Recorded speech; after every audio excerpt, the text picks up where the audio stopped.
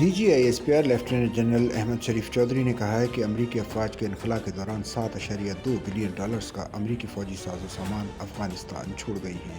افغان رجیم نہ صرف پاکستان بلکہ پورے خطے اور دنیا کے لیے خطرہ بن چکا ہے۔ DGISPR نے سینئر صحافیوں کے ساتھ ملک کی سلامتی کے امور پر تفصیلی گفتگو کی اور بتایا کہ 4 نومبر 2025 سے اب تک دہشت گردی کے خلاف 4910 انٹیلیجنس بیسڈ آپریشن کیے گئے۔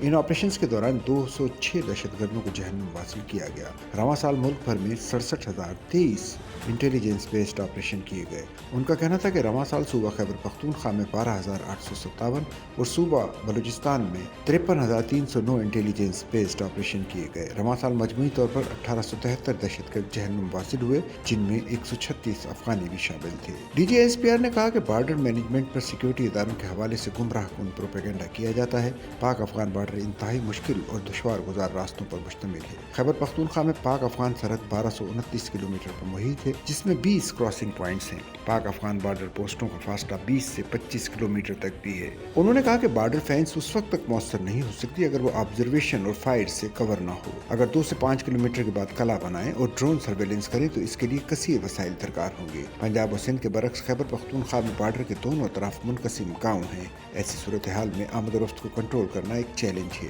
ان کا کہنا تھا کہ دنیا میں بارڈر مینجمنٹ ہمیشہ دونوں ممالک مل کر کرتے ہیں۔ اس کے برعکس افغانستان سے دہشت گردوں کی پاکستان میں در اندازی کے لیے افغان طالبان مکمل سہولت کاری کرتے ہیں۔ اگر افغان بارڈر سے متصل علاقوں کو دیکھا جائے تو وہاں آپ کو بمشکل مؤثر انتظامی ڈھانچہ دیکھنے کو ملتا ہے جو گورننس کے مسائل میں اضافے کا باعث ہے۔ ان بارڈر ایریاز میں انتہائی مضبوط پولیٹیکل ٹیرر کرائم گٹھ جوڑ ہے جس کی سہولت کاری فتنۃ الخوارج کرتے ہیں۔ اگر سرحد پار سے دہشت گرد کی تشکیلیں آ رہی ہیں یا غیر قانونی اسمگلنگ اور تجارت ہو رہی ہے تو اندرون ملک اس کو روکنا کس کی ذمہ داری ہے؟ اگر لاکھوں نان کسٹم پیڈ گاڑیاں آپ کے صوبے میں گھوم رہی ہیں تو انہیں کس نے روکنا ہے؟ نان کسٹم پیڈ گاڑیاں اس پولیٹیکل ٹیرر کرائم نیکسس کا حصہ ہیں جو خود کش حملوں میں استعمال ہوتی ہیں۔ DGISPR نے کہا کہ افغانستان کے ساتھ دوحہ معاہدے کے حوالے سے پاکستان کا موقف بالکل واضح ہے۔ پاکستان کا موقف ہے کہ افغان طالبان رجیم دہشت گردوں کی سہولت کاری بند کریں۔ انہوں نے کہا کہ وہاں سے انہیں اسلحہ اور فنڈنگ بھی ملتی ہے جو پاکستان کے خلاف استعمال ہوتی ہے۔ ہم نے ان کے سامنے تمام ثبوت رکھے جنہیں وہ نظر انداز نہیں کر سکتے۔ پاکستان کا افغان طالبان رجیم سے مطالبہ ہے کہ وہ قابل تصدیق میکانزم کے تحت معاہدہ کرے۔ اگر قابل تصدیق میکانزم تھرڈ پارٹی نے رکھنا ہے تو پاکستان کو اس پر اعتراض نہیں ہوگا۔ پاکستان کے اس موقف کی مکمل آگاہی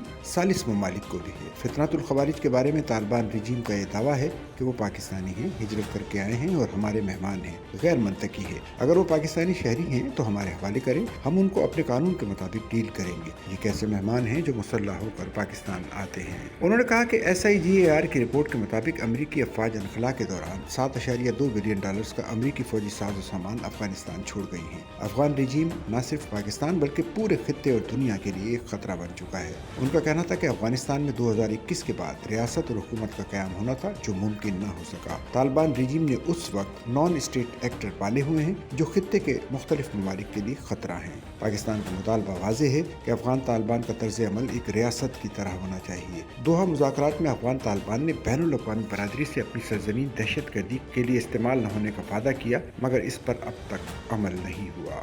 ترجمان پاک فوج نے کہا کہ بیرون ملک سے آپریٹ ہونے والے سوشل میڈیا کے اکاؤنٹس لمحہ بہ لمحہ پاکستان کے خلاف بیانیہ بنانے میں مصروف ہیں۔ یہ بات واضح ہے کہ جو سوشل میڈیا پاکستان میں چل رہا ہے در حقیقت اس کے پیچھے بیرونی ہاتھ ہے۔ دہشت گردی پر تمام حکومتوں اور سیاسی پارٹیوں کا اتفاق ہے کہ اس کا حل نیشنل ایکشن پلان میں ہے۔ اس پلان کو عملی جامہ پہنانے کے لیے بلوچستان میں ایک مربوط نظام وضع کیا گیا ہے جبکہ خیبر پختونخوا میں اس کی کمی نظر آتی ہے۔ نیشنل ایکشن پلان پر عمل درآمد کے باعث بلوچستان کے 27 ضلعوں کو پولیس کے دائرہ اختیار میں لایا جا چکا ہے جو کہ بلوچستان کا 86% حصہ ہے۔ بلوچستان میں صوبائی حکومت اور سیکیورٹی فورسز مقامی لوگوں سے مسلسل انگیجمنٹ کر رہے ہیں۔ اس طرح کی 140 یومیہ اور 4000 ماہانہ انگیجمنٹ ہو رہی ہیں جس کے بہت دور رس نتائج ہیں۔ ان حکومتی اقدامات کے بغیر دہشت گردی کو قابو نہیں کیا جا سکتا۔ سچل نیوز نیٹ ورک کی ویڈیوز میں خوش آمدید۔ ناظرین ویڈیو سے متعلق اپنی قیمتی رائے کا اظہار کمنٹ باکس میں ضرور کریں اور چینل کو سبسکرائب کریں۔